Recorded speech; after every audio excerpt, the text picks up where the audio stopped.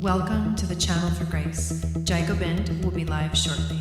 Book a tarot or astrology reading on our website, channelforgrace.guru, and check out our latest programs and classes. Please give us a share and a like, and we hope you enjoy the broadcast. Welcome to the Channel for Grace. Gobind will be live shortly. Book a tarot or astrology reading on our website, channelforgrace.guru, and check out our latest programs and classes. Please give us a share and a like, and we hope you enjoy the broadcast. Welcome to the Channel for Grace. Gobind will be live shortly. Book a tarot or astrology reading on our website, channelforgrace.guru, and check out our latest programs and classes. Please give us a share and a like, and we hope you enjoy the broadcast.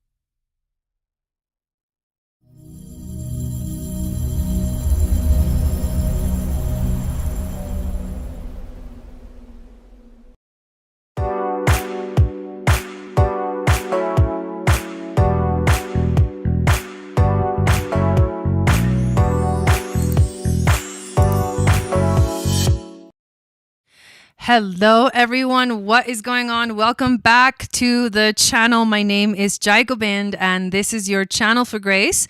Thank you guys so much for being here live, and thank you to those of you that are watching the replay. We are going to do some mini readings tonight. The list is open. We do already have 3 people on the list, and the names are Stephanie is first, and then we have Edna, and then we have Lynette.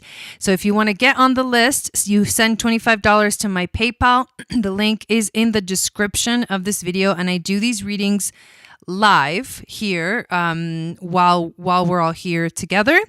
The way that it works is once you get on the list, once you send the payment, I'm gonna add your name to the list and then call you in order. And then when it's your turn, what you do is you put all of your information into the chat. And if you're gonna do astrology, gene keys, or human design, I need, just like you would for a birth chart, the date of birth, the time of birth, and the location of birth. And then you can also do tarot and oracle reading. And for that, I just need your question, whatever you want to ask. And then we go ahead and do the reading. So welcome in Lynette, welcome in Jeanette, welcome in Edna, welcome in Steph. So good to see you guys here. So like I said, there's already 3 on the list. It's Stephanie, Edna, and Lynette. So before we dive into the readings, there are some cool new things I want to share with you. If you happen to be in the Sedona area, or you have a little wild side in you and you want to join us on Monday in Sedona for our full moon ceremony and vortex hike, please do so. The link below is to sign up. We're going to do a hike up to one of the vortexes, the Temple of Isis, on Monday morning. And then in the evening, we're going to meet again and get together at the Temple of Isis to have our outdoor in nature ceremony for the full moon.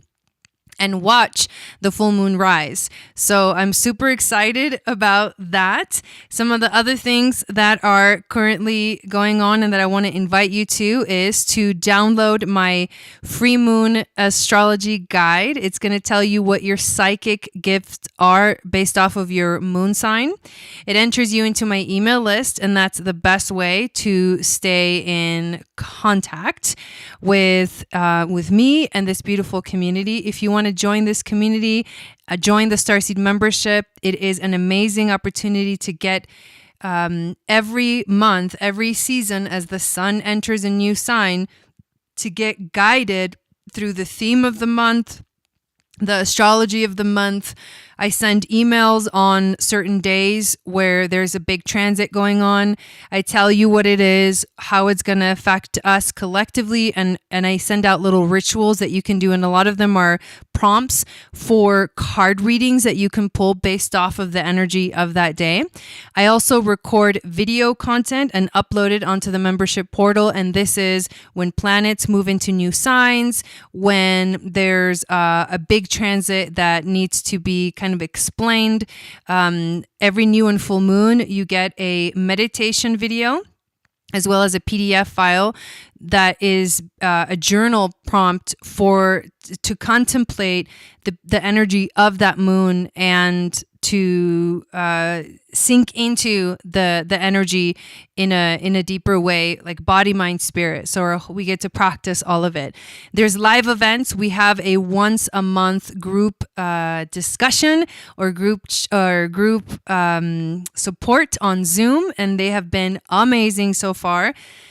Super helpful to be able to talk about what's going on in our lives to a group of people that understand what's going on in a different perspective. And sometimes it's hard to find these kind of connections in like family or friends. So it's a really nice way to be able to share this deeper kind of knowing of our lives through these crazy astrology transits and stuff like that.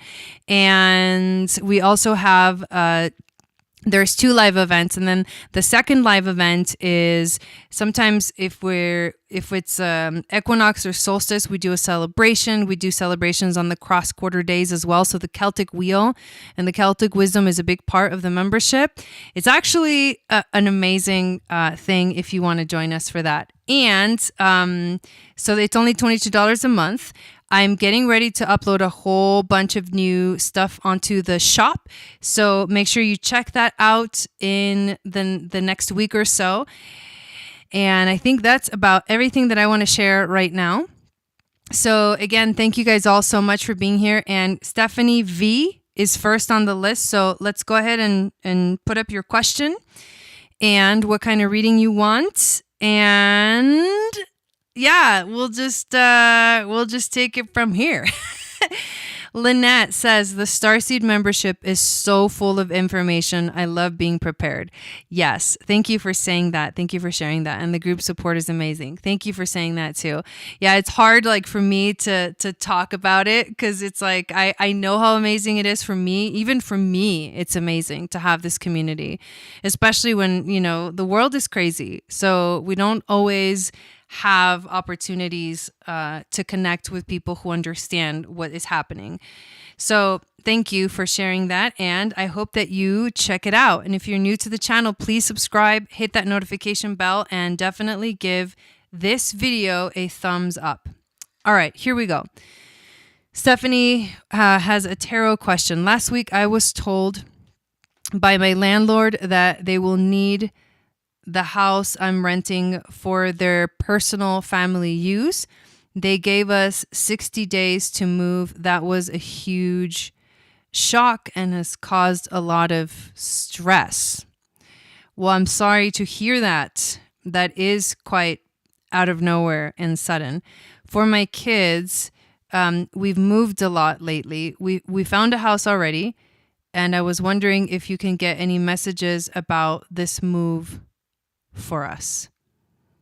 Okay.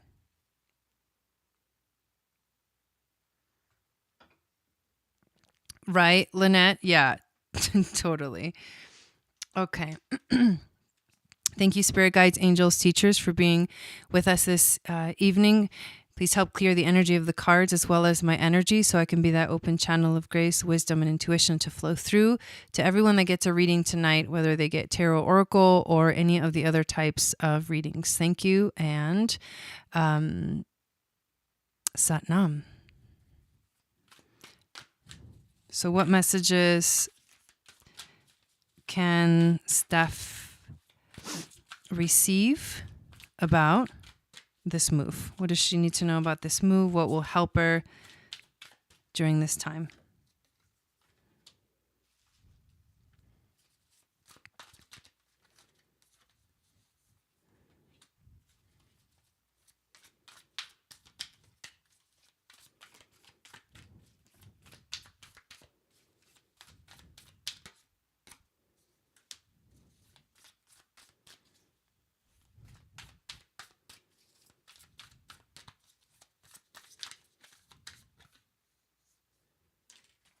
Okay.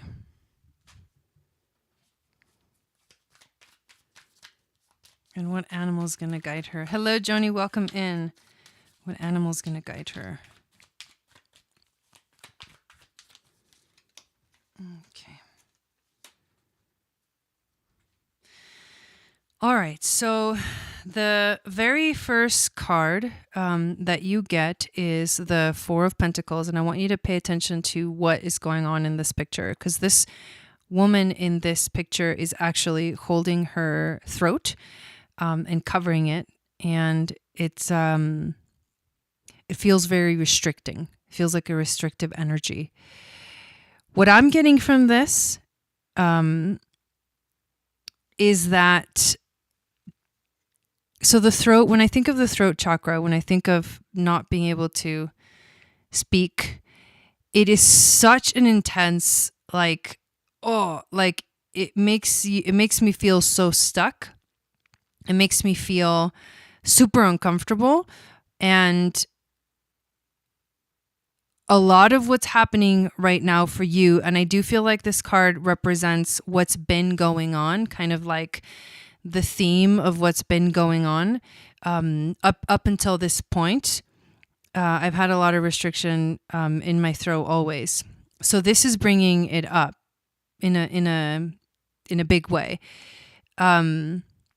Yeah, and I totally, from the little bit that I know, you know, this is something that has caught, it's funny because it's like I'm having a hard time finding the words. And usually when you're channeling, right? Like when I'm channeling messages or channeling information, is a lot of it is just how it's coming out is part of the message. And the fact that it's difficult to find the words is kind of what you're feeling. That's what's going on. It's difficult to find the words. What have you not been expressing? What are you not letting yourself say? What are you not allowing to come through you? It's like block, right? Because the woman in this picture is holding her throat, almost like, I really want to say something, but I can't. I just can't. I can't do it. I can't say it. I can't do it. And so you hold yourself back, and it feels more like some kind of an insecurity, something that you've learned how to not say anything. You've been conditioned to not say anything. You've been conditioned to hold back and what you really want to say. And so after such long time, of course, when the time comes to open up, it's going to be more challenging. But I also know that you have been working on this, and there's a lot of release that needs to happen for you to feel like fully capable of expressing yourself. But at the same time, you have to recognize the parts of you that are contributing to this stuck energy. And I think that this whole situation has brought this up somehow. Somehow this is coming up for you right now with this move. There may be an insecurity about it. Something just feels like it's coming up. And you're like, oh, no, I don't want to look at that. I don't want to face that. I don't want to see that. I want to just pretend it's not there, and on and on and on. So that's the first thing I get. So there's a restriction.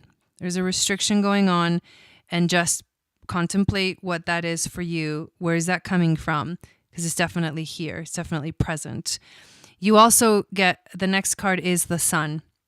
And the Sun is actually in the position of the challenge.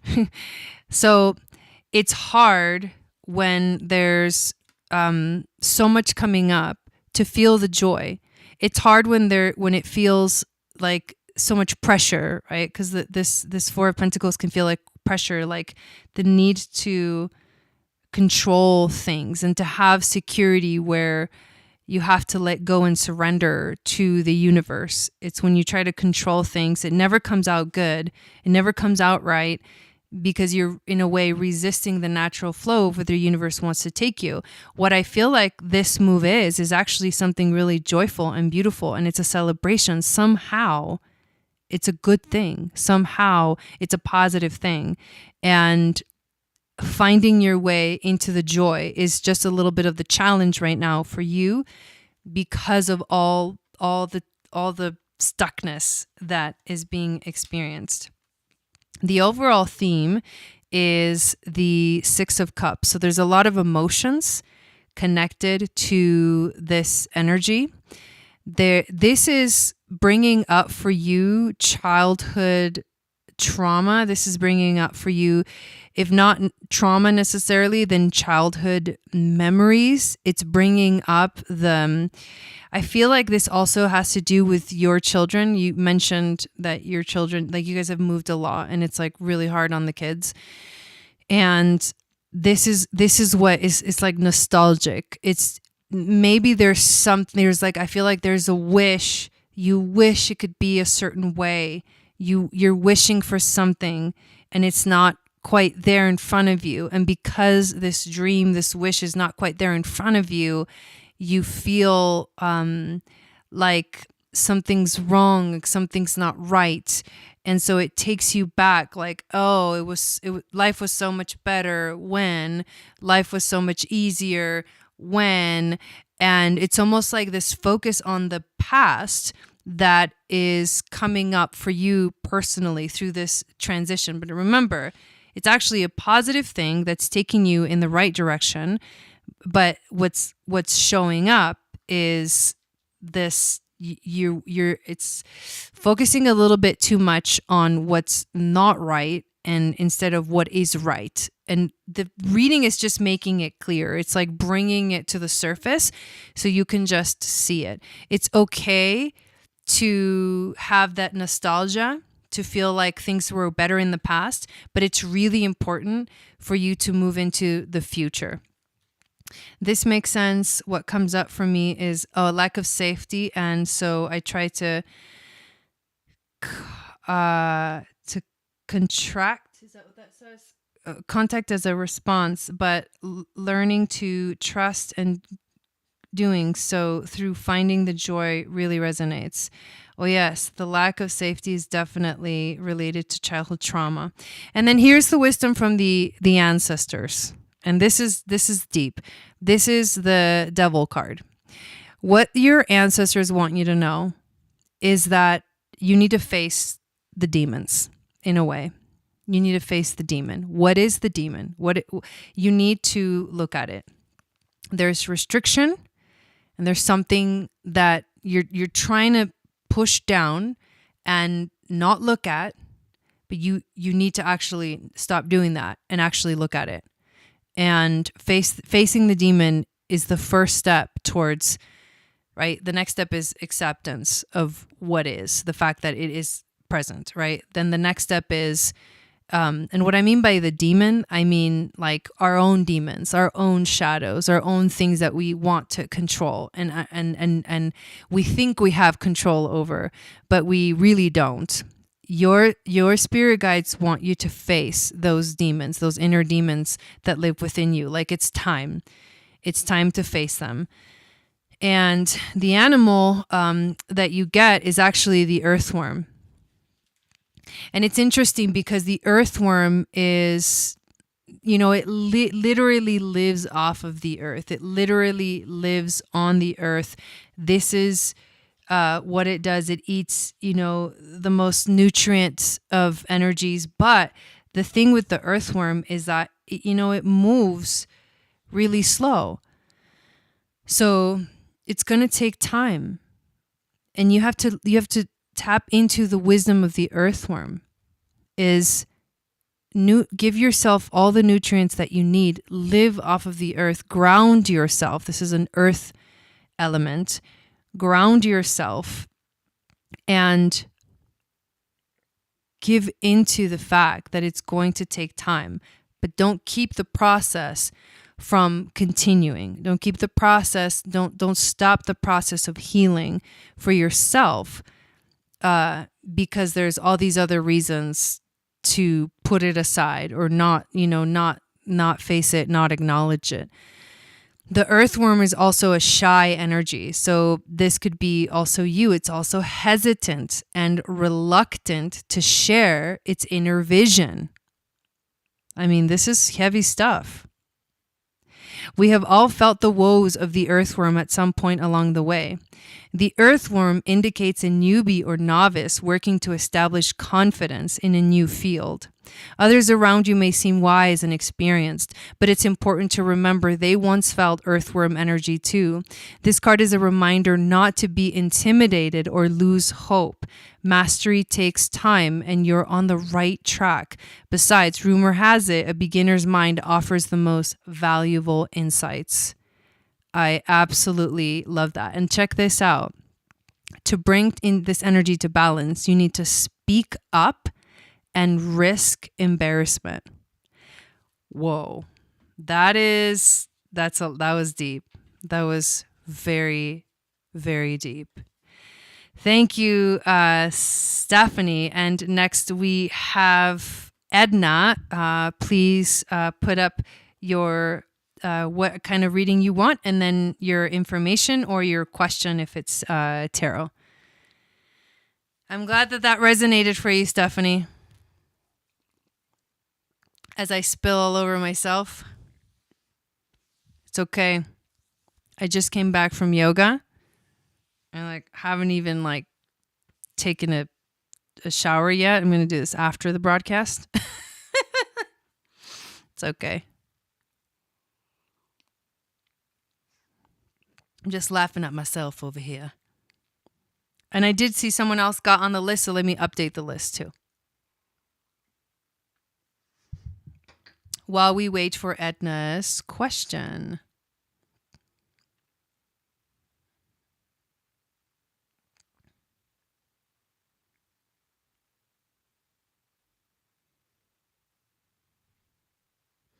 Okay, so it's Edna, Lynette, and then it's Joan.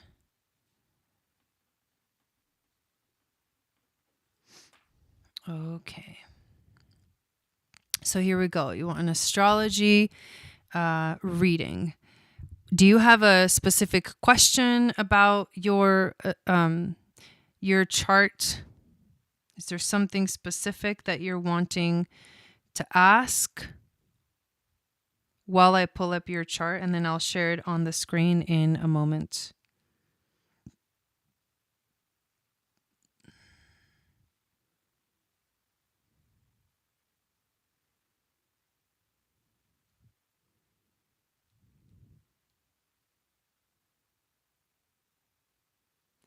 And Saint's Cloud.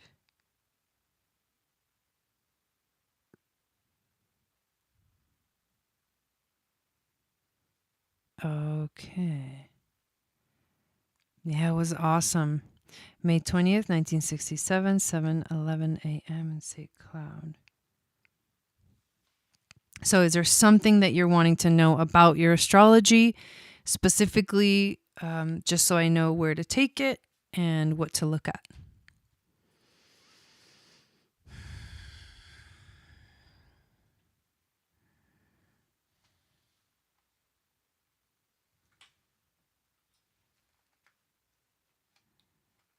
Oh yeah, let me get the screen shared while we're at it.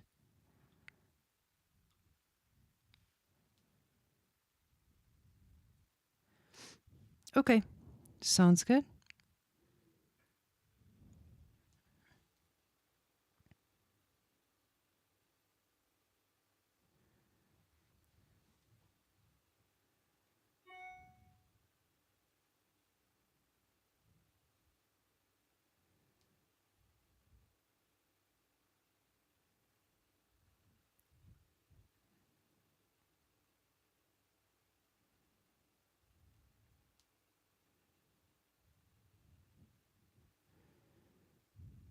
All right, here we go.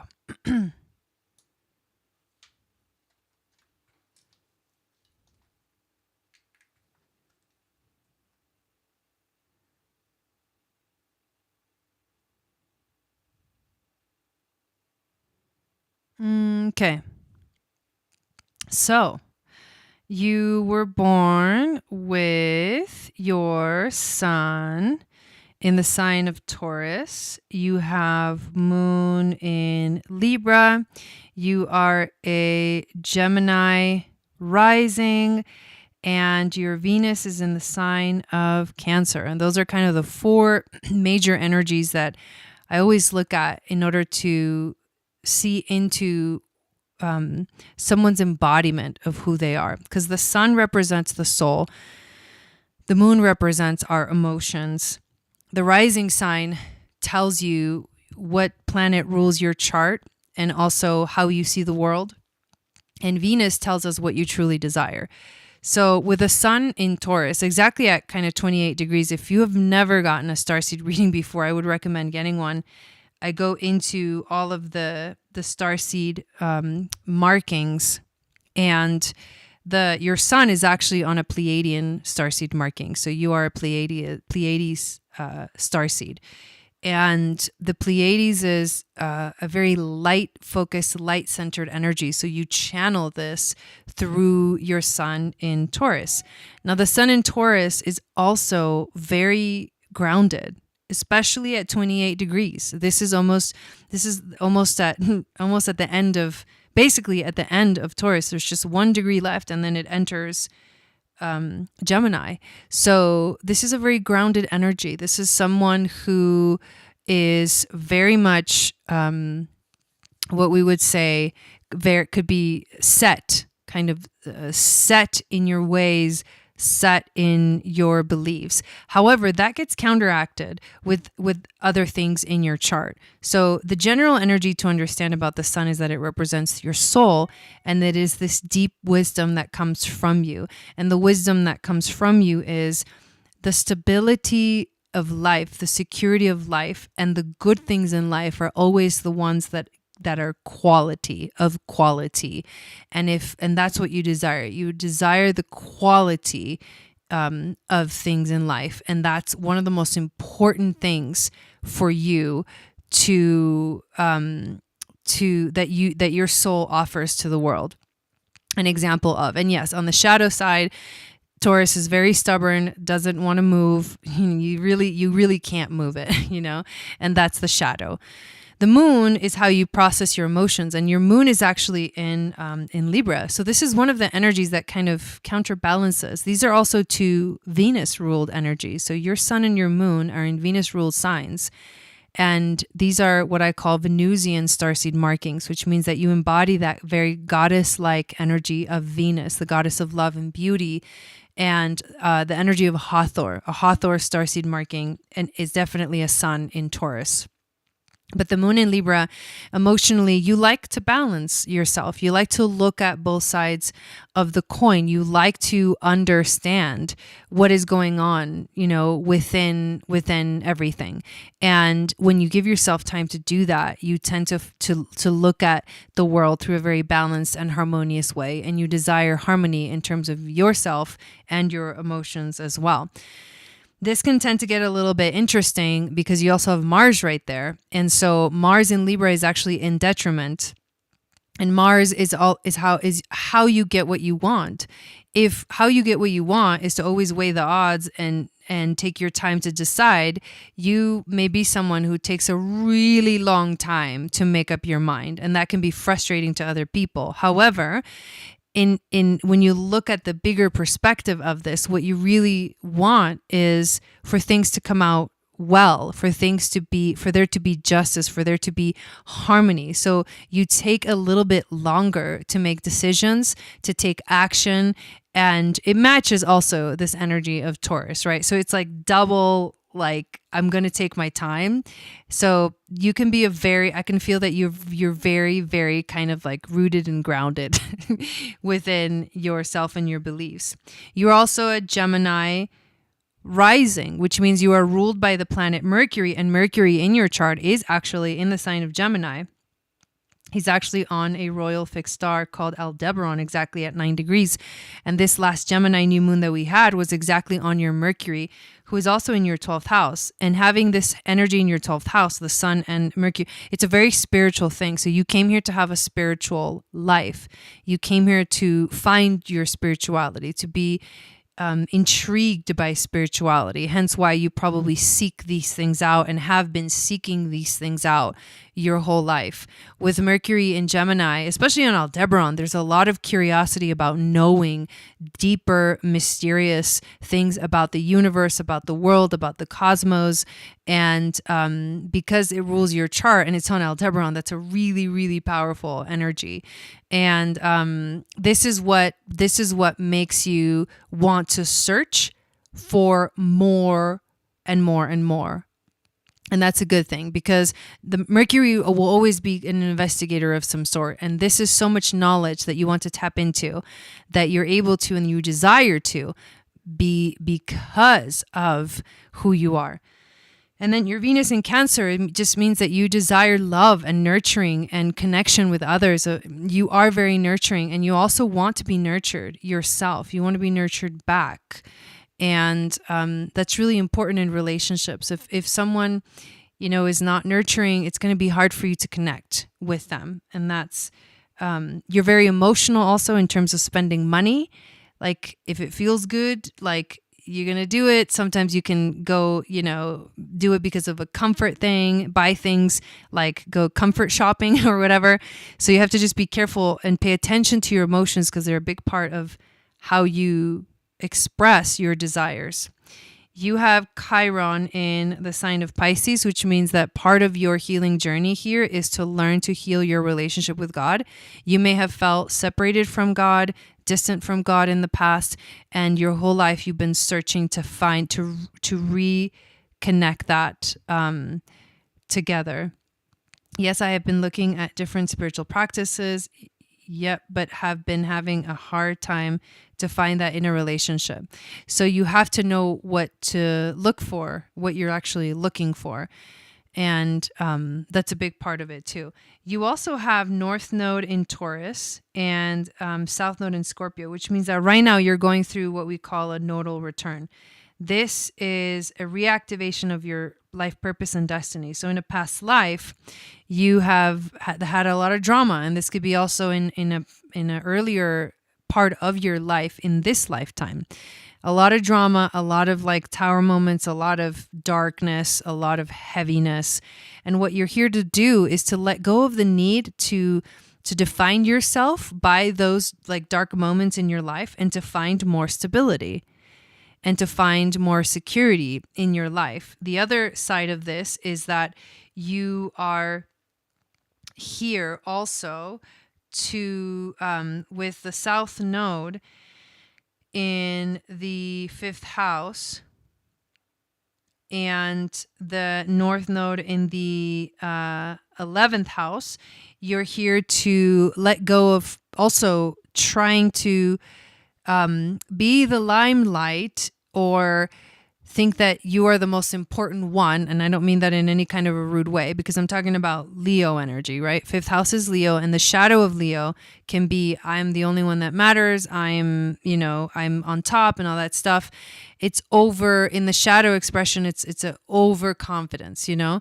And so to let go of trying to do things yourself and feel like you need to be on top of everything, and actually go and mingle with the crowd, with the people, be with the people, connect with people at a deeper level, or at a more equal level. And that's really important. And to find your own individuality is part of your destiny too. To find your individuality and to move forward, understanding everyone else's individuality and everyone else's place in the world, and how every unique part of everyone is a huge part of everything else. Yes, makes sense. I am not scared of the darkness. Yeah. All right. So I'm gonna kind of leave it there, and I hope that was insightful for you. And again, thank you for getting on the list for tonight, Edna. All right, so next we have Lynette, and I need to update the list, so I'm going to do that real quick while Lynette puts up her question.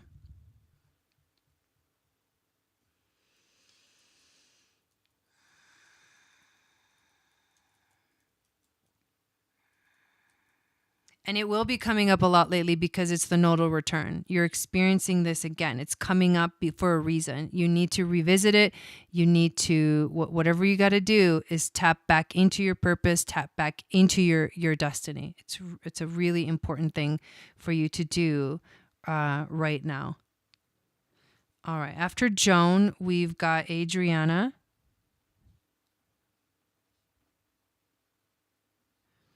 And then after that, we've got Valerie.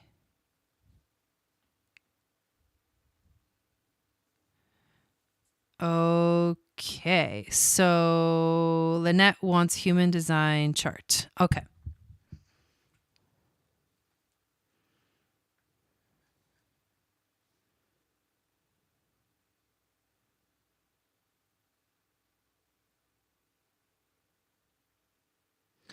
Okay, give me a second to pull it up and then we can talk about it.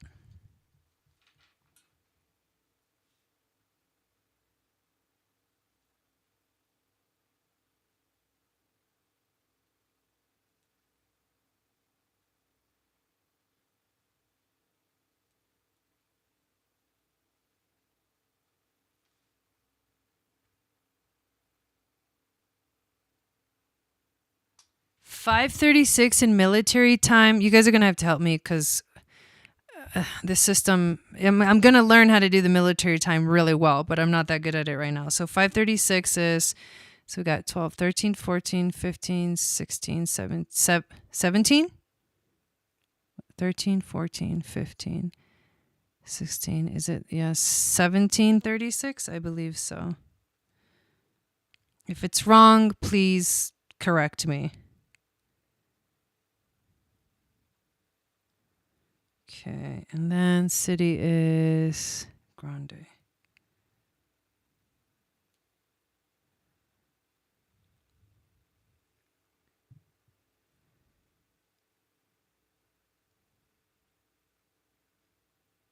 And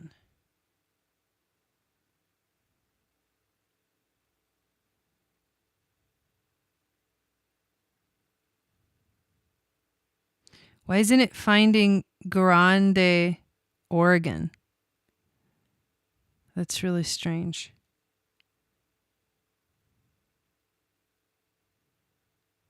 So it's Grand Ronde. One of the options is Grand Ronde, Oregon. Does that seem right? I wonder why it's not finding it.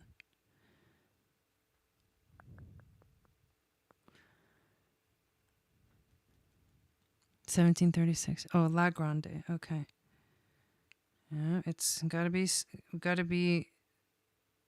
There we go. Oh, I missed that part on your comment. Okay, so now we got it. Here we go.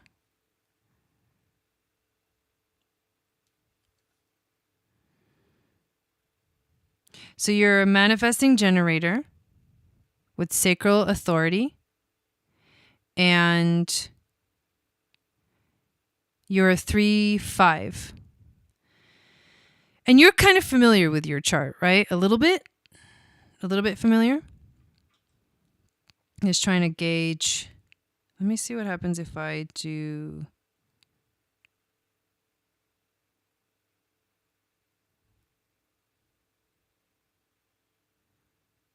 Oh, look at that. I'm learning this new program that I bought.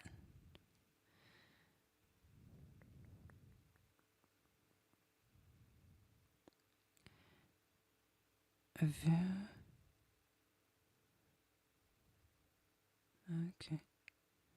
I wanted to switch it to the other view, but whatever. Okay. A little bit. Okay. All right, cool. So we'll just go by what we got right here. But let me see if I can actually change.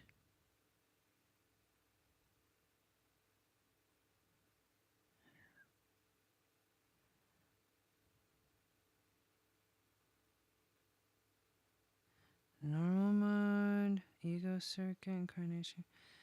Okay, maybe it doesn't. It only does this kind of. I was trying to make it a little bit more clear. Okay, so what we are looking at here is you have a defined root. You have a defined, obviously, sacral center. That's what makes you the generator. You have your G center defined, connected to the throat, also connected to the ajna. That's what makes you a manifesting generator. And then you have a defined spleen. So those are the parts of you that you can rely on. You can rely on your sense of security. You can rely on your gut instinct about what is safe and what is not safe. You can rely on your gut instinct about what means yes and what means no in your life, how to make decisions automatically in the moment. The most important thing to know about yourself is that you have this sacral authority, which is that's the way to make decisions. You have other things in your chart that are defined that you can use to add to the intuitive message. Like sometimes some of the other centers will talk to you. Like sometimes the spleen will go, this is safe and this is not safe. And you can kind of also count on that kind of intuition. But most of all is the defined sacral or sacral authority means that you need to listen to in the moment when you are responding to something inside of you, a very kind of visceral bodily experience tells you whether it's yes or no. So what's important is to always remember that is the first go-to always to make decisions. And if you are not responding to life, if you're trying to initiate things in life, which a lot of manifesting generators think that they can do, which they can because there is a manifesting part of them, but more than anything else, they're before they're manifestors, they're generators. And so their strategy is to respond. And so you need to remember that you need to respond first. And sometimes maybe you have an idea, maybe you have something that you think is great and you want to jump to it. But you have to give yourself a moment to respond to your own idea and not let your mind override, because with your defined ajna, your mind will try to override things. I have a defined ajna, and so we have a very consistent way of thinking, and we tend to feel secure in our way of thinking, and we tend to think because of that we can use our mind to actually make decisions. But the truth is that the mind is never one of the centers that is to make decisions at all. So the more that you can work with this innate like automatic yes or no, or response, bodily response, then the more that you'll get more comfortable with knowing and responding to life in a way where you will find your joy. The thing about the generators is that they have to find joy in the work that they do. They have energy. You have energy. You have the energy to do things. You have that consistent motor. But if you're not doing something you love, if you're not living your life to your potential, what's going to happen in your life is you're going to feel a frustration that is so deep, comes from so deep within, because you're going against your natural design. You're going against your natural flow. So the things that you can count on are these things. You can count on your identity. You have a fixed sense of who you are, and you can share that. You can speak that. You do have channel connected from your G center to your throat, which means that you can speak it. You can speak your mind, and you can say who you are. And sometimes these two things are what come through. Now, what we tend to do is to try to define the things that are undefined, right? We try, because we feel out of control in some areas of our lives. We try to find or control those things that are undefined to try to match what feels defined instead of focusing what is defined. So that's what you have to focus on, is the definition that is in your chart that tells you this is who I am and I can count on this for the rest of my life. What you think, what are some of the things that you may think are actually things that you are supposed to be doing is, for example, you may think that there's something to prove. You may think that you have the willpower and the energy and the drive to like go do things in life. And that's true only to a certain extent. It's true to the extent that you have this sacral energy defined that gives you the ability, the energy to do, but you didn't really come here to prove anything to anyone. You don't have a defined ego center.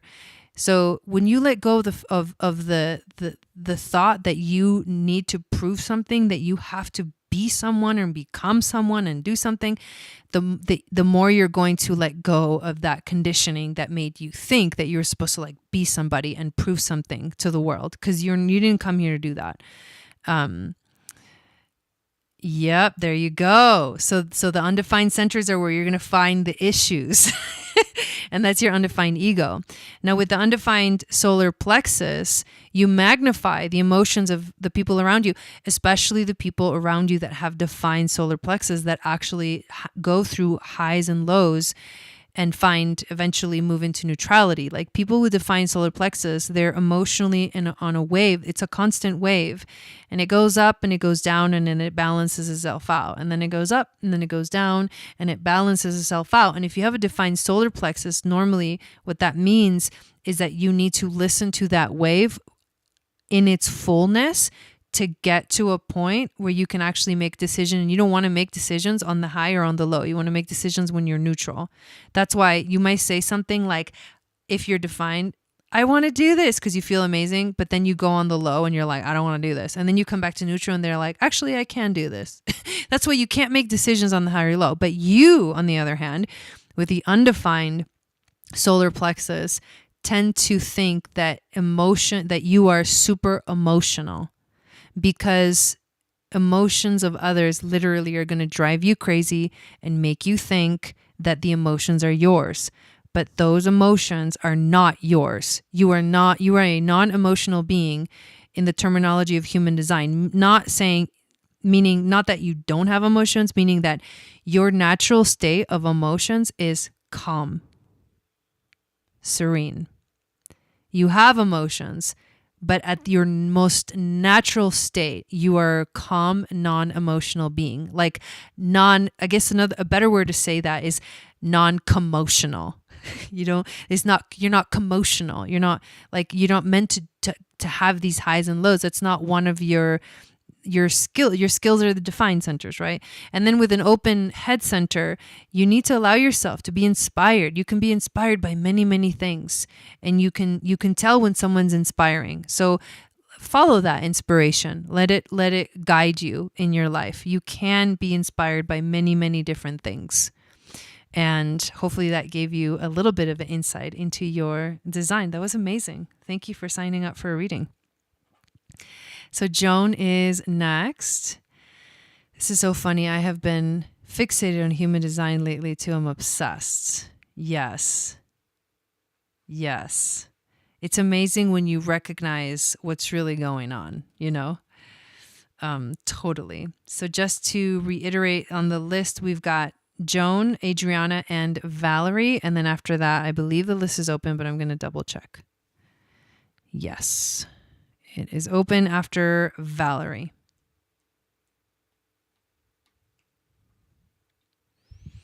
You're welcome. It's super fun for me to do this.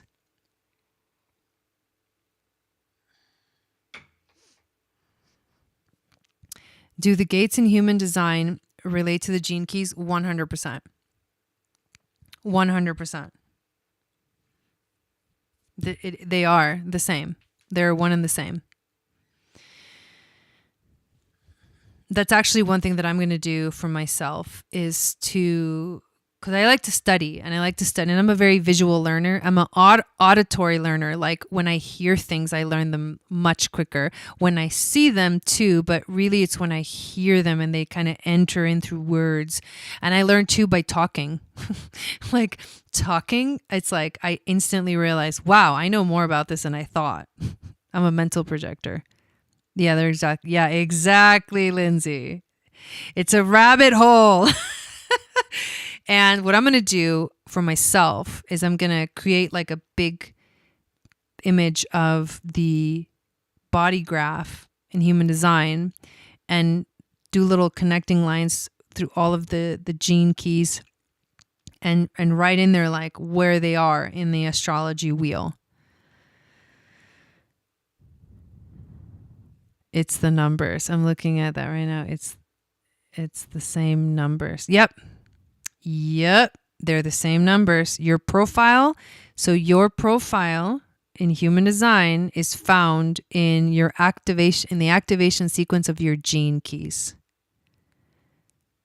All right, here we go. We got another human design chart.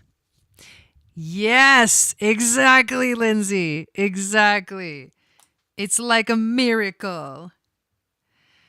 All right, here we go. Give me 1 second while I pull this up, and then we shall continue.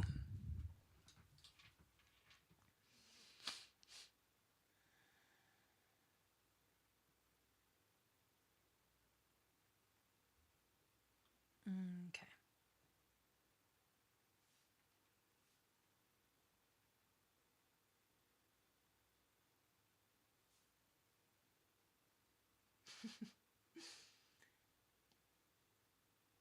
Okay, so that's October 16th. Yeah, October 16th, 1963. Okay, so the day is the 16th. This program is so weird. Does everything backwards.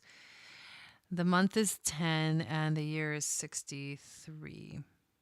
October 16th. Oh, not 2063. 19. Okay.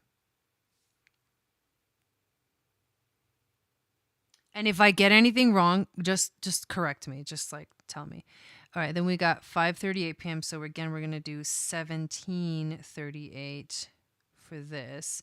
And then we got United States and the city is Bronx. Is it the Bronx or Bronxville?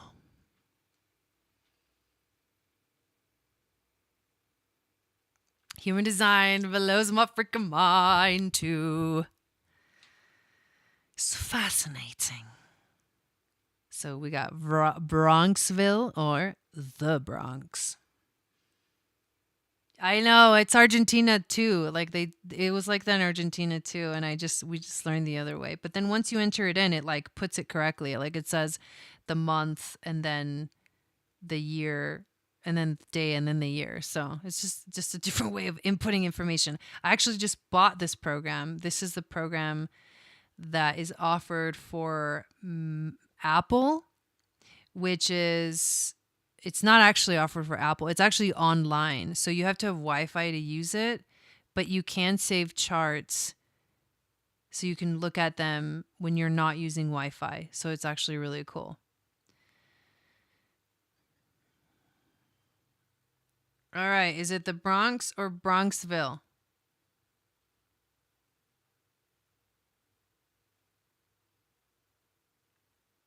Yeah, it's pretty cool.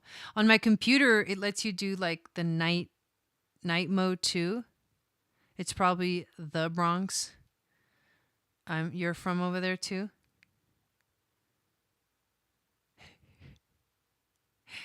Okay. Well, I guess we'll just go with the Bronx. Are you there, Joan? I just don't want to get it wrong. Yeah, it's called Maya Mechanics. And it's the same company. Well, if you have, see, the reason I got this one is because I actually, you can't, I don't have the program that they have that you can actually download onto your computer is for Microsoft. So if you have Apple, this is the option that they have. You just purchase this. It's like $16 a month. I've got the biggest plan or whatever, includes everything, and it's only $16 a month. So it's pretty amazing. All right, what we got here? We got manifesting generator with emotional authority, and you're also a 3-5. Okay. So you have a defined root. You have a defined sacral, defined solar plexus, defined ego center, defined spleen. I like this program. And a defined throat, which is what makes you a manifesting generator.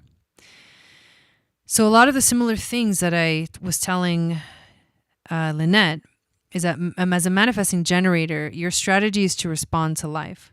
So things come to you and you respond, right? And then something happens. You go a little bit closer to the direction that you're supposed to go, towards joy, towards feeling fulfilled, towards life purpose, right? If you are not making the right choice for you, which for you, it's emotional authority. So because you have a defined solar plexus, you have the sacral defined, but also the solar plexus, and this gives you emotional authority. You have the energy to do things. You're just a little behind, I guess, in the chat. You have the energy to do this. And you also have this emotional authority that says the way that you actually make decisions is you do need to wait the emotional wave out. If you make a decision when you're feeling amazing, and then you go through the wave, you go to the high point of the wave and then the low point of the wave, and you're at the low point of the wave, and maybe you don't want to do that. You don't want to do that. And so what's going on? Can someone put in the chat that she should fast forward to well, I guess at this point she probably wants to watch the whole thing. That she's a little behind in the video because that's what's going on. So basically you want to wait till the whole wave goes through and you come back to a neutral space emotionally to make the decision. You're not going to know what the answer is until the wave is done. But most of us make decisions from the highs, and some of us make decisions from the lows. If we're at a low point and we're like, no, I don't want to do that. No. And then we get to the high point and then we're like, actually, I did want to do that. And then we come back to the neutral space and we're like, actually, now that I see the whole thing together, I know what I want and I do want to do it or whatever, right? That's how you need to make decisions. If you're not letting yourself go through the whole emotional wave related to something that you're trying to decide, you're not going to make the informed choice. You're not going to make the right choice. Well, you may get lucky and you may make the right choice because maybe at the end of the flow, it was still a yes or it was still a no. But if you don't pay attention to that, and if you don't give that the importance that it needs, which is the most important thing, then you will not go in the right direction. You will not find joy. You will not move towards what you are meant, the joy that you're meant to live. and the satisfaction that you're meant to feel about life. So you also have the defined sacral center, which means that part of your intuition also includes this aha or that can help you to make decisions too. But you can't, again, make decisions in the moment. You have to wait the whole emotional wave out. And then when it comes to your defined spleen, you may know intuitively, instinctively, this is good, this is bad, meaning this is safe, this is not. In some places you might be like, I don't feel right, I gotta go, you know? And then you need to listen to that. But when it comes to big, important decisions, wait the whole emotional wave. What you are not here to do is define yourself. You don't have a defined G center. You don't need to know who you are. You can know who you are, but once you find a more sort of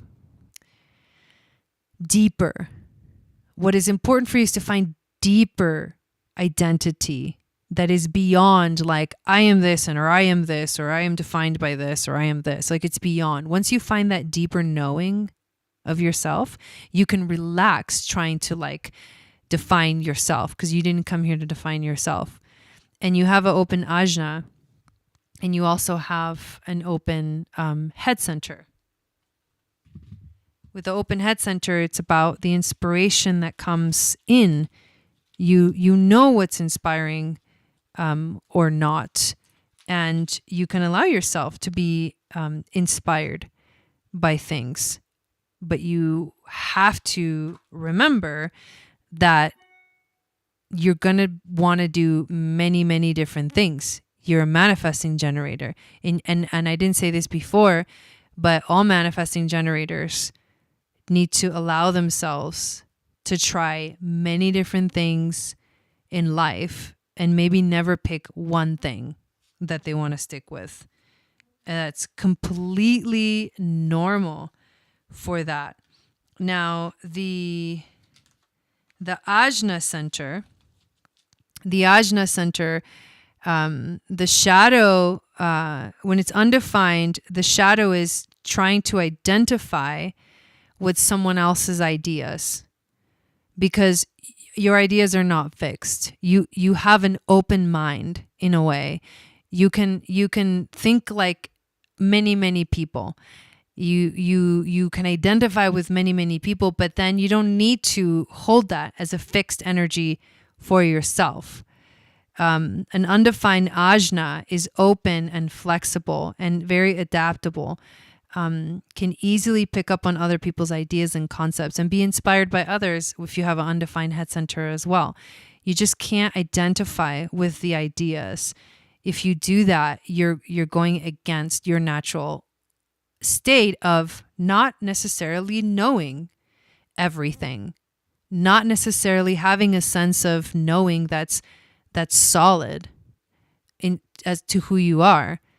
And so when you stay open to allow more new ideas and be inspired by new ideas and new things, and you don't identify with any of them, then you're using the gift of the undefined ajna center. And being the 3-5, which I think is also important, is that you are actually here to learn by making mistakes in life.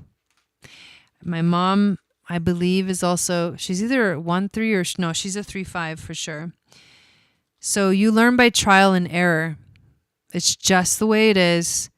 And the quicker you come to terms with that, the easier life is going to become. Because the people that have 3s in their design tend to pressure themselves and feel like they're doing it all wrong. Like they're doing life all wrong. But they're not. Because that's one of their gifts, is they're kind of very resilient in a way. You actually respond well to absolutely no pressure. And the shadow is that you're going to be uncommitted, pessimistic, and unreliable. And the reason is because you feel like you're doing everything wrong. And so you stop yourself from experiencing life. But your entire experience of life is the wisdom. And at the end, right, the wisdom later in life, what you find is that you have a lot of knowledge of how to do things because, oh, I've been there, done that. You have a lot of experience, and that's the wisdom that you came here to share. And you get to teach others. It's okay to make mistakes because you can always pick yourself back up, always.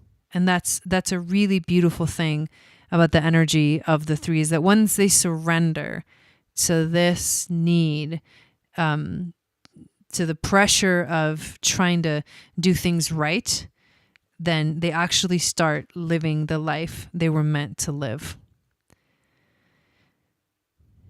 Yeah.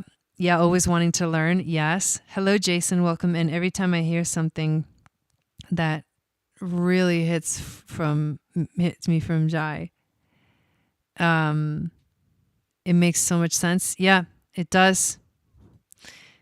All right. So there we go. That's for Joan. So next on the list, we have Adriana and then Valerie. And the list is open, you guys, if anybody wants to get on it. I kind of like the pace that we're going at today. And I hope you guys are enjoying these readings as well. Awesome.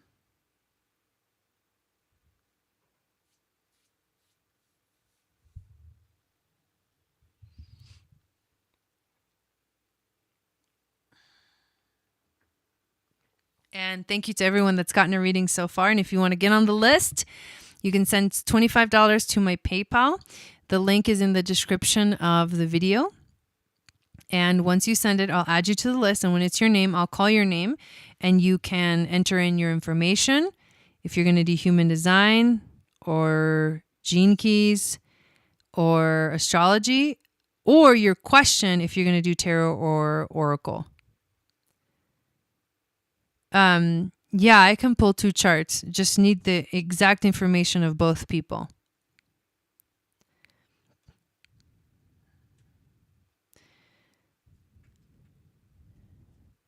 It's cool. I was looking at, who did I say was next? Oh, Adriana. I was looking at the design of me and Dawn together, what happens when we come together and we create a defined sacral center and a defined G center. And it's really cool because it means that the relationship has definition. And it has a motor. So together we have the energy to like do things. It's really cool. It's really, really fascinating. It'll take a minute for me to get the hang of doing the synergy readings because I have to look at both charts separately first and then look at the difference of when they're together. But I can definitely look at it. That would actually be fun. So we are waiting for Adriana to put up her information. After Adriana, we have Valerie, and then the list is open.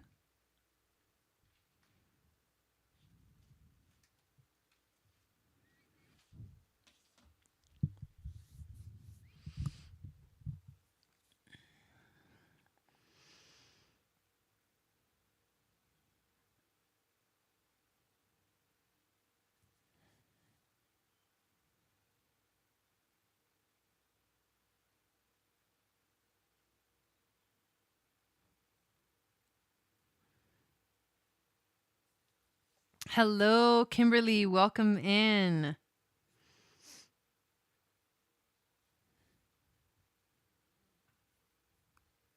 And there was a couple people earlier that I didn't get a chance to say hi to. I don't know if you guys are still here. But hello, Darcy. Welcome in. I think that's it. Are you there, Adriana? Why don't we go with you, Valerie, if you're ready? Then we can come back to Adriana. And like I said, the list is open if anybody wants to get on the list.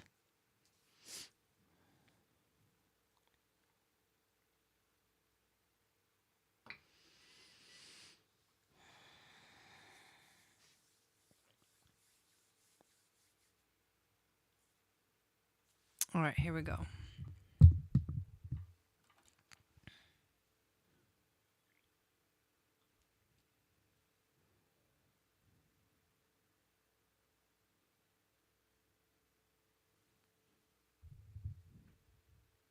Okay, we're going to do yours after Valerie. I just now saw your response, Adriana. Okay. So the day is 11/9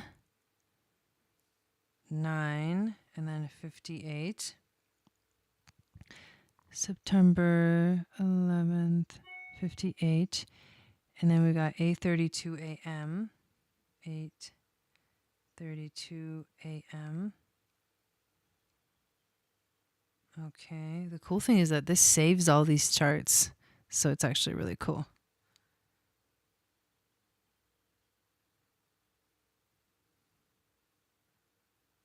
All right. September 11th. Oh, let me fix that.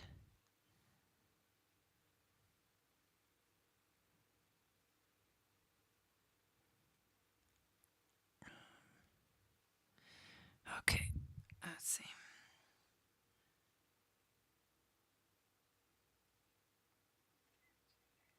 Okay. Now let's do the other chart.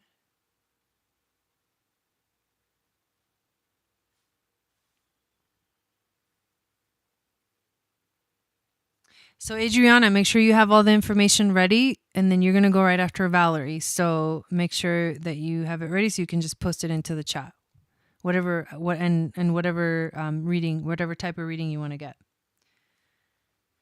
Okay,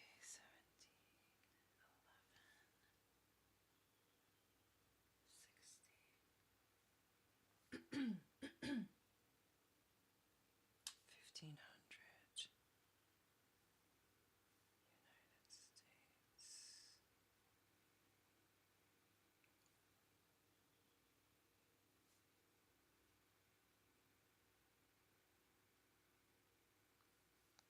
Okay. Oh my God, why does it keep doing that?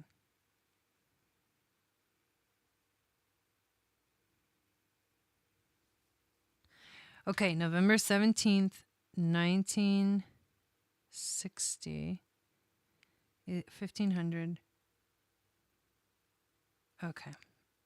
All right, let's check it out.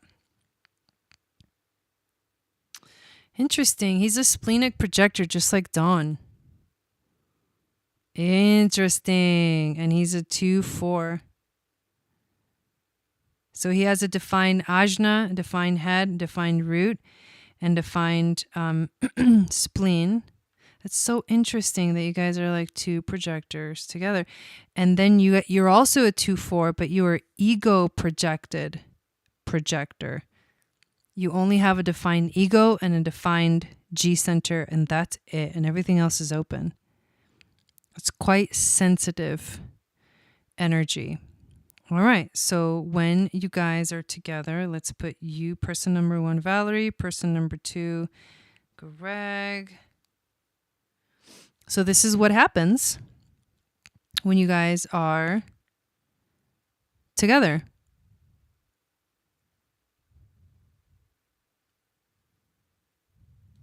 You define the sacral. I wonder if there's...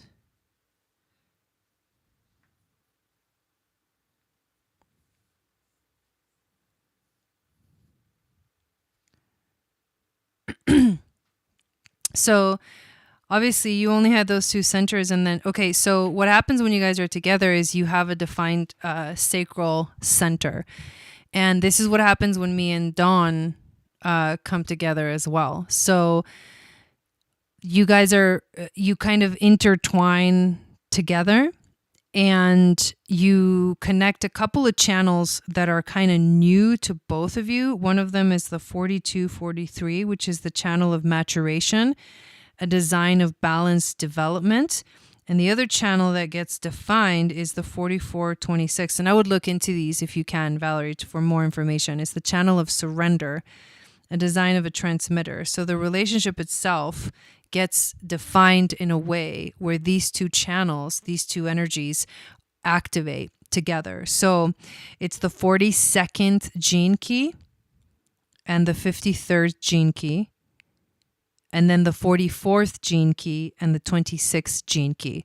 And I would look at where those are in the gene keys profile of each of you guys and dive deeper into the understanding of those gene keys, which is those gates, basically. But the fact that you now have a defined sacral means that together who's going to feel, it's interesting, but so you're going to feel, you both feel like you have energy together. Like there's a motor and you guys now have the energy, and it's when you're together. So remember, human design, we can feel energies like across time and space. But with human design, it's really about being within the vicinity of the other person's aura. So this is when you are together. So you both feel energy together. And of course, I know your situation. And so you got to, maybe earlier in life, but this can also be true now. It's just now it's a little bit more kind of convoluted, right? There's a little bit more like undefined energy, meaning like we don't really, it's hard, it's challenging, right? Because of the situation.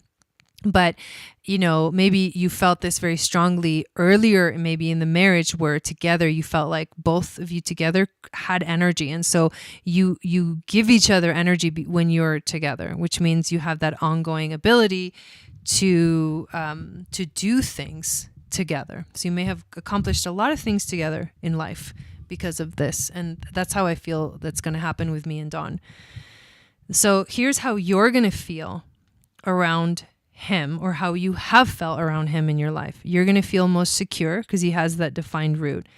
You're going to feel more safe because he has the defined spleen.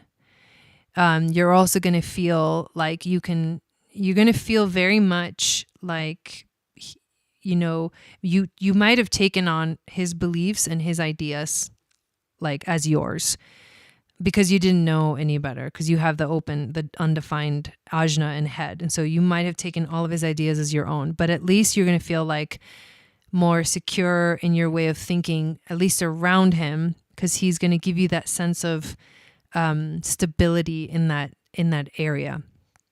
And then you both continue to have an undefined solar plexus, and you both continue to have an undefined throat, which means that the expression, so like when you're around you guys both may be the type to like just talk and talk and talk and talk and talk and talk and talk and never stop.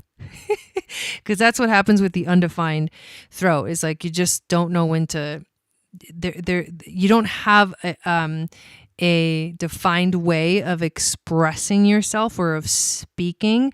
And so you tend to start to speak like the people around you. So that his ideas might be coming out through your mouth, and then your sort of identity, because you have a defined G, and you give him willpower too. So you have willpower, and he feels like he has willpower, the willpower to like do things and handle things and take care of things around you. Yeah, exactly. So, but that is basically what's going on here. And, so I would look into those gene keys and those channels, because those are the ones that become defined, whereas before they weren't defined, which means it's a new energy for both of you. So that's how you're going to feel, and that's how he's going to feel. He's going to feel, like he has willpower. That's what I was talking about. And he's going to feel like he might take on your identity sometimes, because we take on other people's like defined centers as our own, especially when ours are undefined, and we don't even really realize it. We're doing it, but we're doing it. So yeah, I hope that that was insightful for you. You're going to feel, you have felt like kind of safer. And then he has felt like he can do things when he's around you. Whereas when he's not around you, he can't. He doesn't have the willpower to. So yeah, super interesting. Okay, Adriana, we are ready for you. And I think someone else just got on the list. So let me double check.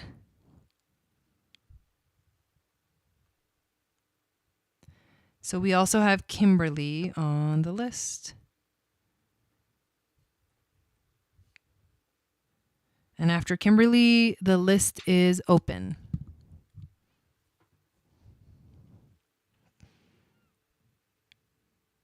Yes. Human design, please. Okay, here we go.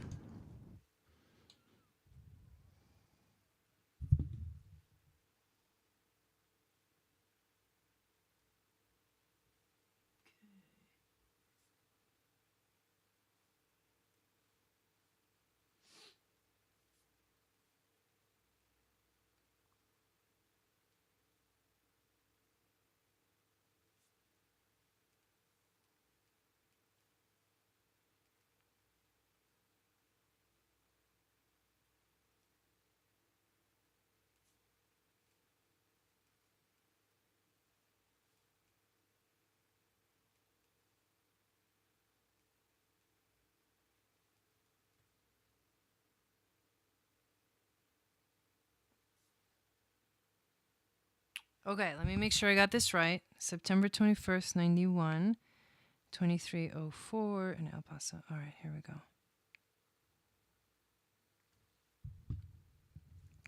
Okay. So obviously, as being a reflector, you have what they call no authority. You know what's so interesting is that I also don't have authority because I am a mental projector, and mental projectors also don't have authority. So basically, they need sounding boards, they need people, and so do reflectors. Hello, Belinda. Welcome in. Good evening. They also need you also need sounding boards to help you kind of, bounce ideas off of people, and you figure yourself out by talking and listening to yourself as well, and processing. There's a lot of processing that goes through the projector energy. The reflector energy.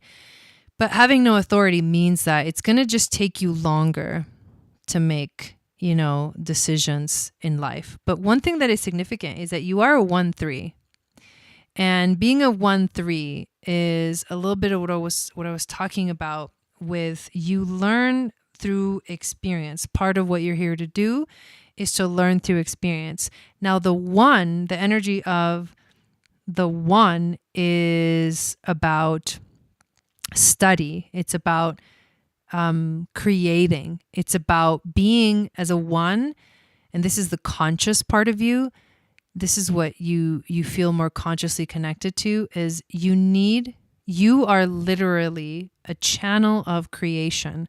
And when you allow yourself to fully step into that and be a channel of creation so that new ideas come through you, you will feel like you're living a more fulfilled life, because you are meant to create things. You are meant to come up with new things. And you don't have to reinvent the wheel, but you are meant to come up with new things and actually literally create new things. You need to study to build a solid foundation of knowledge. You're very creative and practical, and you need to be grounded to feel safe, obviously. You respond well to full information and directness. The shadow of the first line is repression. So you repress your creativity. You repress that. That's the shadow. And the wound that comes from this is there's an insecurity that feels like you don't know enough, or you're not good enough. Who are you to, create new things in the world? But that's your job. Like, that's what you came here to do. And so the way you heal this insecurity is through honesty. You got to just be honest with yourself and honest with the people around you, and allow yourself to learn through trial and error. To learn through trial and error. So the possibilities for your centers becoming defined will have to do with the gates that are activated. And so, I mean, if you look at your gene keys profile, you're going to learn a lot about what those gates are. But in human design, the gates that are activated for you are the 47th, the 4th, the 33rd, the 1st, the 7th, the 10th, the 15th, the 46, the 25, the 37, the 59, the 44, the 48. So basically all of the gates that have a little black line coming out of them or a little red line coming out of them are your defined gates. So those are the centers that have the possibility of becoming defined when you're around other people. And then in the root, you got quite a few in the root: the 53, the 60, the 52, the 41, the 38, and the 54. Literally, all you have to do is just pull out the Gene Keys book and read all of those. And what is the wisdom that they give you? And then when you look at your human design chart, everybody can do this.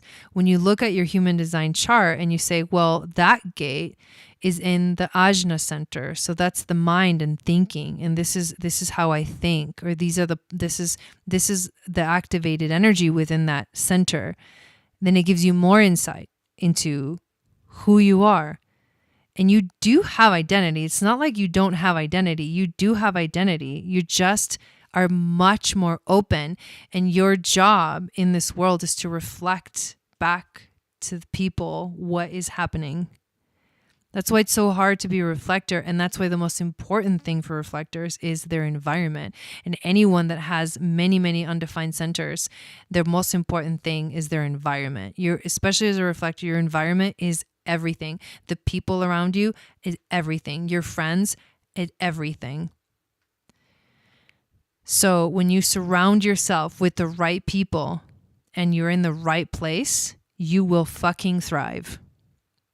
And that's the key to being a reflector. You are going to naturally reflect. If you want to know what's going on in the community, go find the reflector and see how they're feeling and what's going on with them, and you will know what's going on in the community, because that's their job. She says, oh my God, yes, I repress so much and have so much insecurity, which keeps me from getting anything started. I've been working with the 25th gene key so much recently, and the 25th, that's the one in your G center, which is the center of identity. So it has to do with your identity, who you think you are, how you connect, how you define yourself, who you are at a deep level.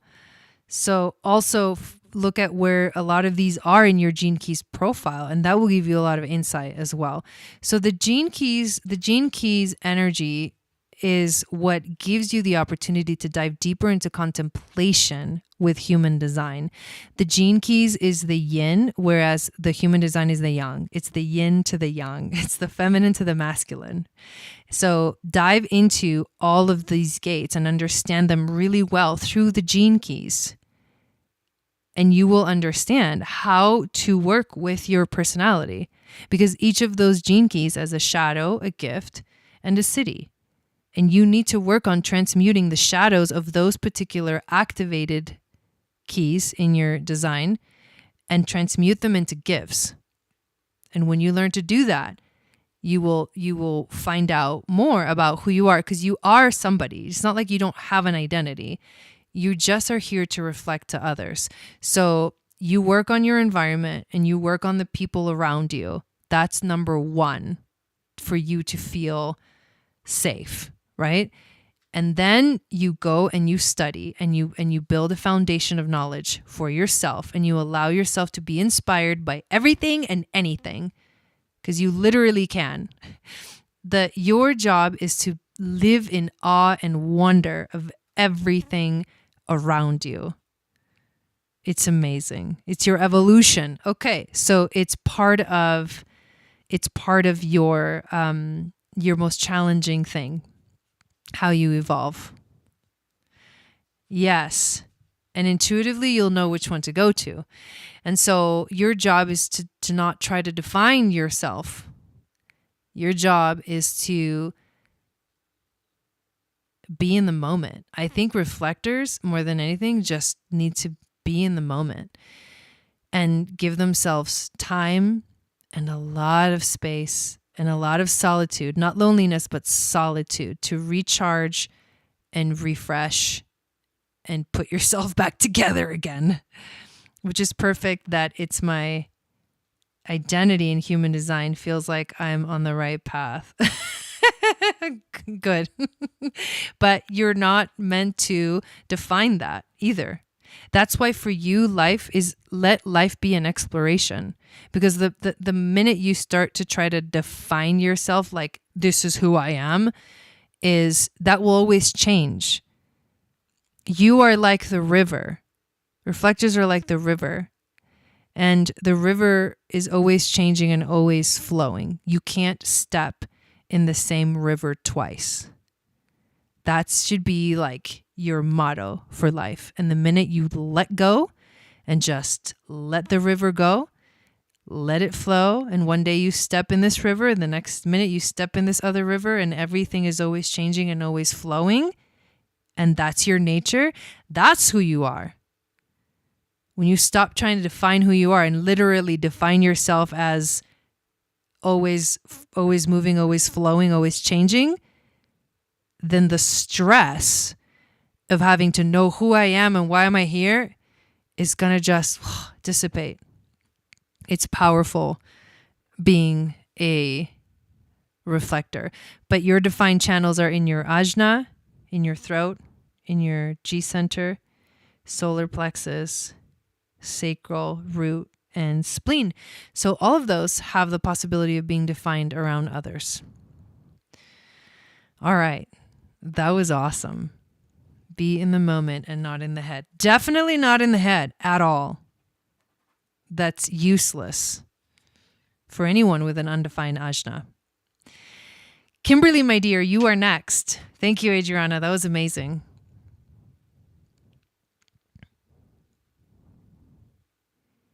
And the list is open after Kimberly if you want to get on it. We don't have anyone after Kimberly. Ooh, chills. I fucking love that quote. Yep, there you go. There you go.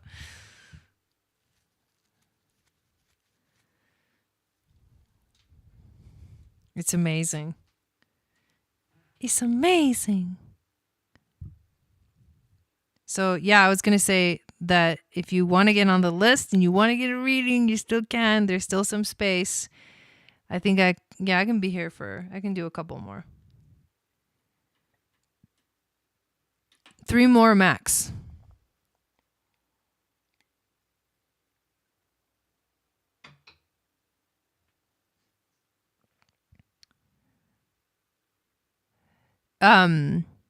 Okay. What kind of reading did you want to get?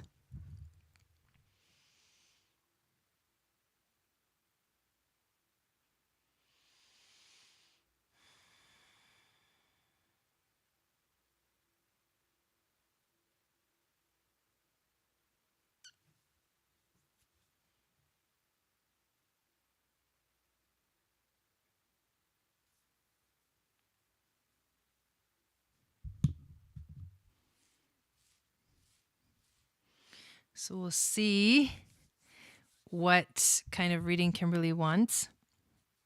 In the meantime, I do want to say thank you to everyone that is here and everyone that has gotten a reading so far today. I'm really having a fun time with this. And I did mention there that I can also look at the Gene Keys profile as well. I'm just going to just throw it all out there.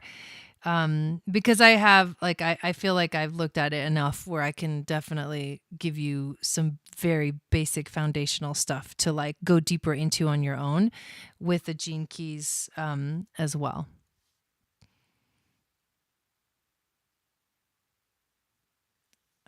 Hello, Illuminati. Welcome in.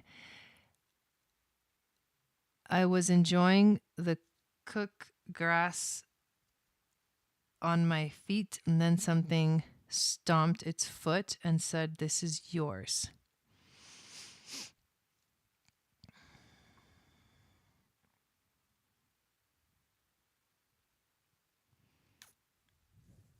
Okay. Are you gonna get a tarot reading to figure out what more insight on what happened?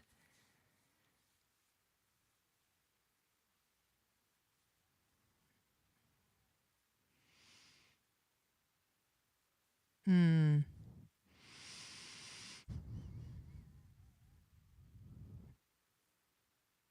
Was it something that you heard?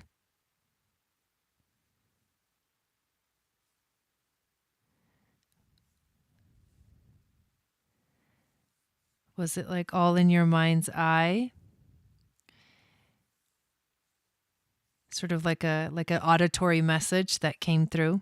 Sounds like an auditory message that came through for you.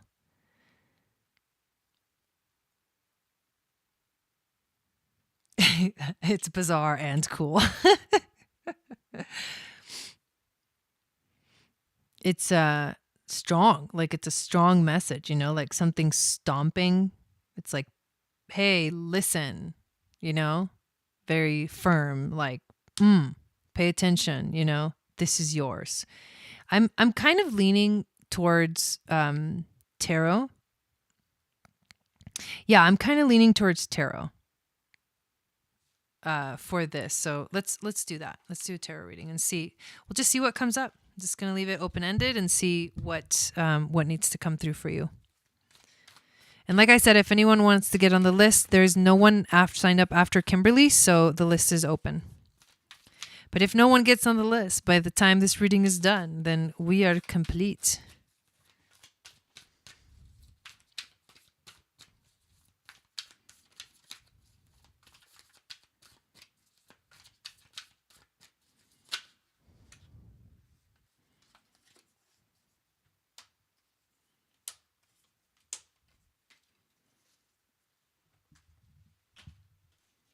Hello, Rebecca. Welcome in.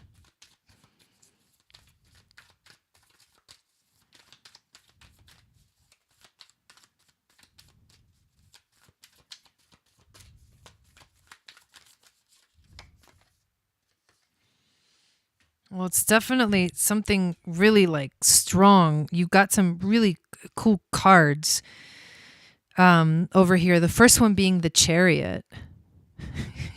It's so funny because, when you said something stomped its foot and said, "This is yours." It's almost like it felt like something is coming, but it feels like it's kind of passing by.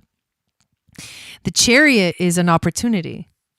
The Chariot is an opportunity. So I feel like this is definitely the opportunity to get on the boat with something, to get on the train, right? To like follow the energy, follow the clues.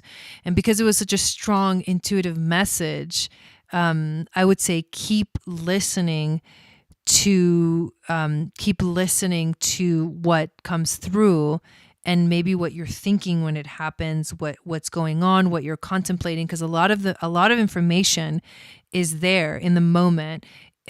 It's we need to do the job of interpreting what's coming through, but it feels like there's a lot coming through. So to me, this feels like an opportunity that's coming by, something exciting, something fast, something that if you miss it, you miss it, and it'll just go through. An opportunity for you to get on the boat, get on the ship, go follow the clues. Something is leading you somewhere. That's the first thing that I get from this.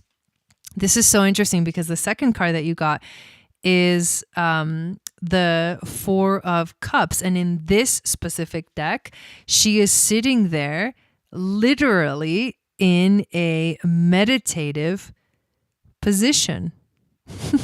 Literally, the Four of Cups is meditation. It's like take the time Give yourself the time to focus, contemplate. Meditation, there's so many different types of meditation. Whatever meditation that you're doing, it's interesting because this card is also in the challenge position. This is also in the challenge position.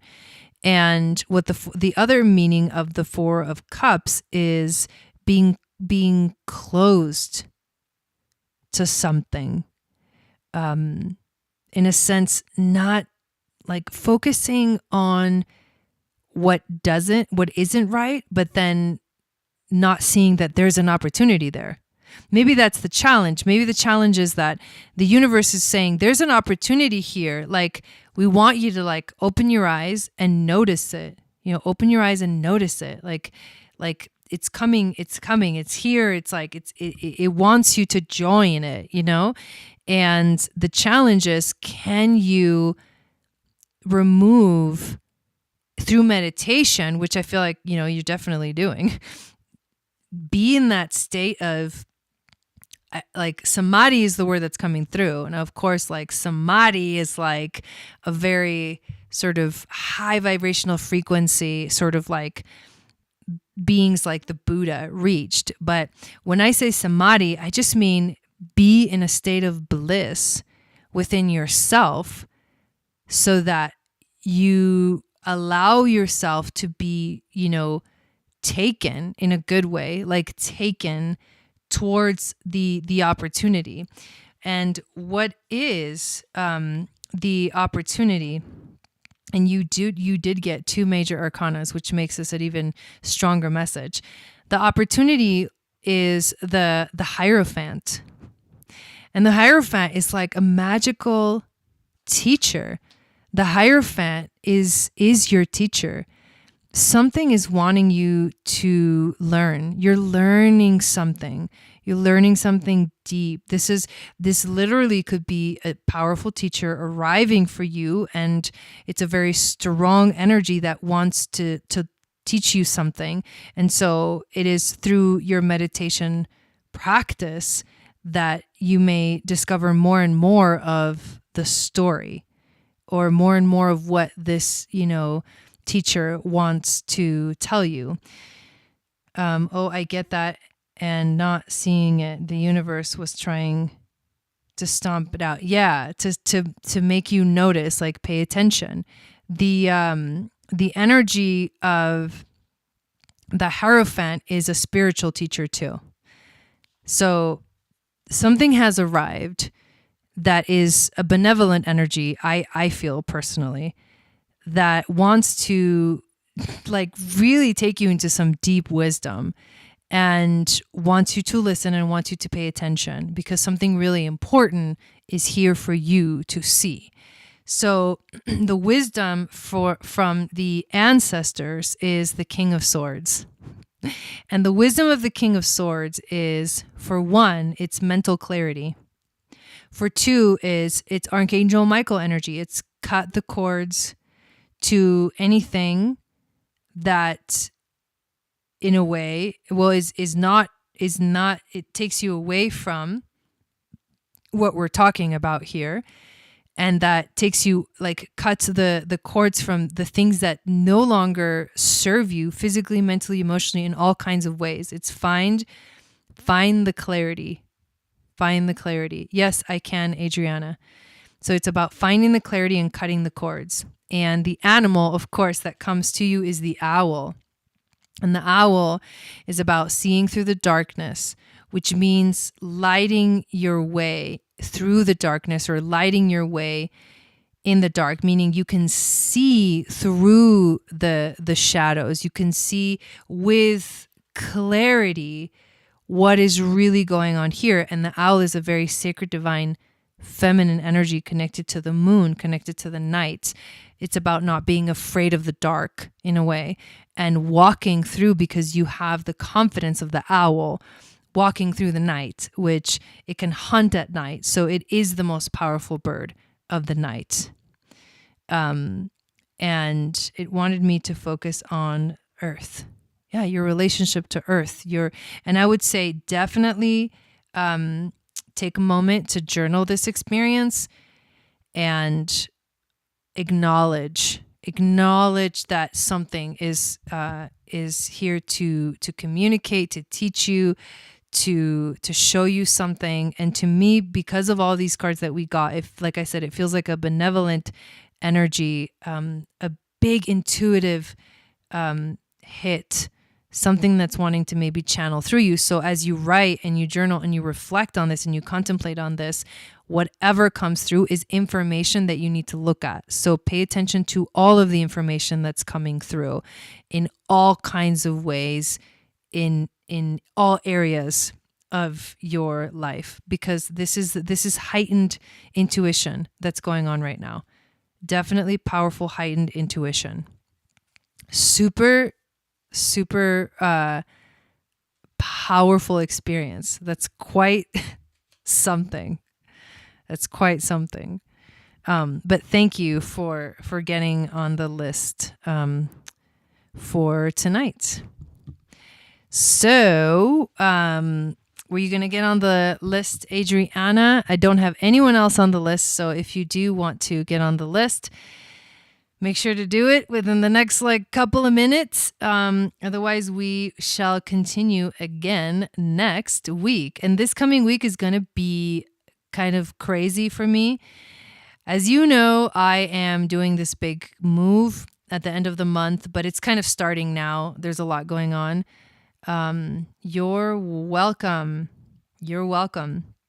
So I was planning on basically Tuesday, Wednesday, and Thursday, I blocked them out because we have to go do work on the house that we're moving to, the place that we're going to be living at, and moving into in July. And my husband and I are going to go out there and be working on that. And so I probably not going to do the actual ceremony here on the channel, but I will be doing the astrology of the full moon, and that's going to be happening on Sunday night. But on Monday, I have the actual live event in Sedona, the full moon event. So that will be where I'm going to focus all my energy on the full moon in Sag, doing the vortex hike in the morning, and then gathering together in the beautiful nature of Sedona, the red rocks of Sedona in the Temple of Isis, and connect with that full moon and watch the full moon rise there and do our ceremony there. So if you want to be a part of that, there's still room to sign up, and we're gathering Monday. You just got to be here in Sedona and join us. And I'm really excited about that. So next week is going to be a little crazy, but this weekend I will be doing the astrology video, and then I'll be back again next Friday to do mini readings again. So if you didn't get on the list tonight, then we can definitely do a reading next Friday.